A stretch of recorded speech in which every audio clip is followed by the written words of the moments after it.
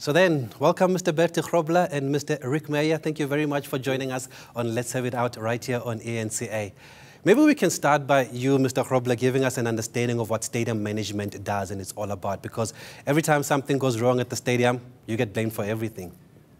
Yeah, unfortunately, it seems like that.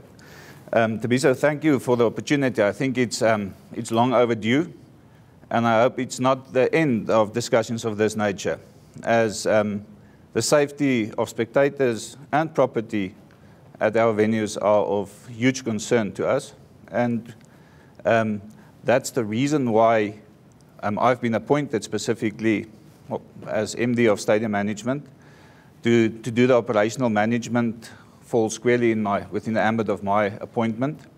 And as recently as 2 weeks back, we appointed Meyer as operations manager.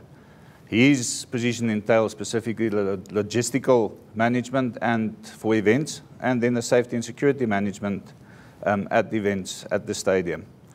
Now, I think it's important as a point of departure to note that, and I think there's a misperception about the management of events at venues. Remember, there's various role players that play and stakeholders that's involved in the planning and execution of events at any venue. As such, stadium management as the management company managing inter alia F&B Stadium, Rand Stadium, Dobsonville and Orlando is a role player in the whole process. But ultimately, it is your house. When we go to the stadium, we're coming to your house. Do you accept some of the responsibility that gets leveled at you when these incidents happen? For sure. There's always risks involved, and one needs to evaluate following an event where you can do better, where you can improve.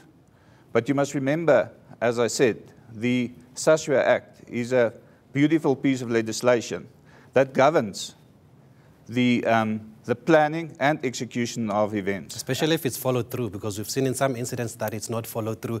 I said it at the top of the show, Mr. Grobbelaar and Mr. Meyer, if you want to come in at any time, you're welcome, that there is a belief that black lives don't matter in football. Why do people continue to die when they attend football matches? Last year, we had an incident, Black Label match between Chiefs and Pirates. 2 people lost their lives, and we still don't know why. Thabiso, I can promise you there's no notion of that.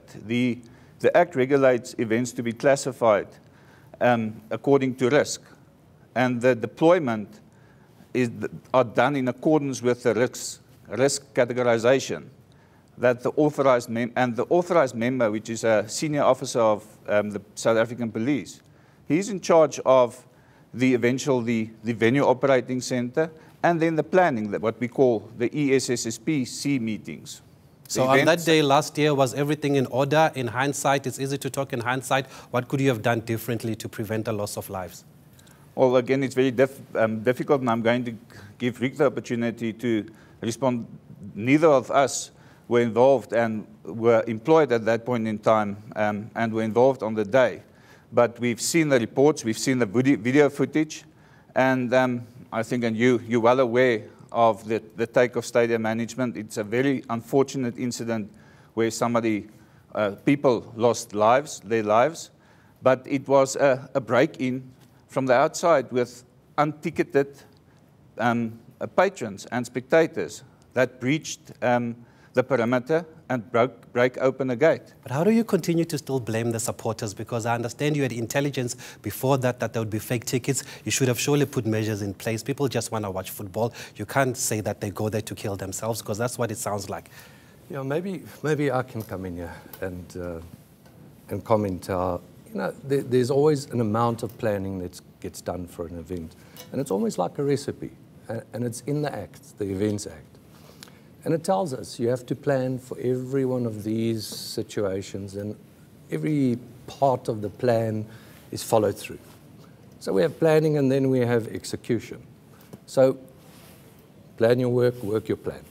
That's what we try and do at every event. But we still have to understand that the dynamics of fans, high-charged, excited, coming to the venue.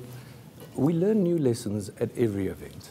And I think that's probably the most important thing, if you go back to that evening, there are lessons to be learned from that. But we don't seem to apply these lessons, Mr. Meyer, because in 2001, 43 people died at Ellis Park. Correct. There were recommendations made by Judge Bernard Ngwepe, and some are not being adhered to. And on that note, why did you then interdict the Commission of Inquiry that was trying to find answers into what happened? Okay, so you say some are not being...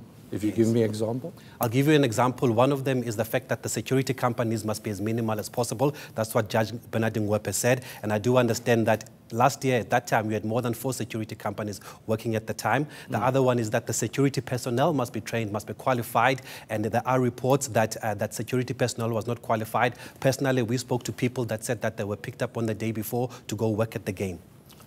I don't think we're aware of that. And that's definitely not correct. All security personnel employed at the stadium at any event is CIRA rated, and there's an inspection of those security guards prior to the event, whether they've got their accreditation with CIRA. So that's definitely not correct. Can you give us that information? Because according to the recommendations by Judge Bernard Ngwepe, it should be made public, and we should be able to see if those security personnel are qualified. Yeah, surely we can.